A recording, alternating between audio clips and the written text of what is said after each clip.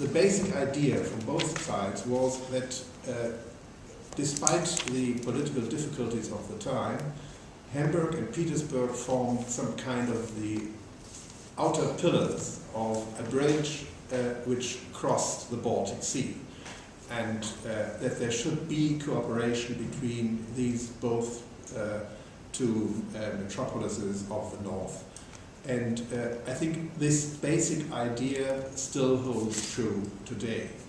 In the ages afterwards, till 1989, there was definitely not very much, but we had some exchange of young people.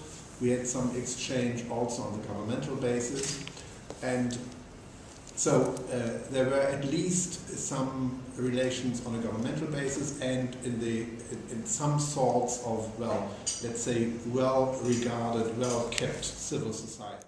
At that time also in the civil society there were quite close links, especially, let's say, the big area of social activities, and we also have quite a lot of activities in the cultural sector.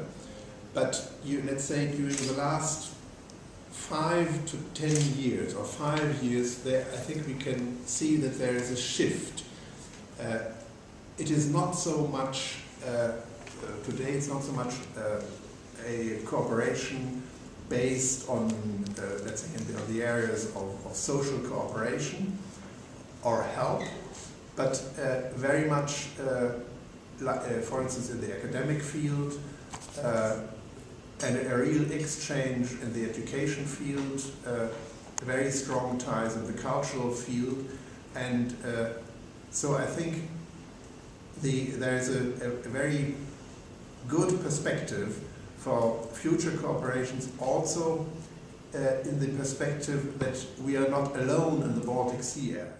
So this should be enough as a first introduction into our perspective of the cooperation, and probably you can see that the program which you are undertaking here in Hamburg is a very nice part of this, because looking for people who work or would like to work in the future in the media sector is extremely important to support this kind of process.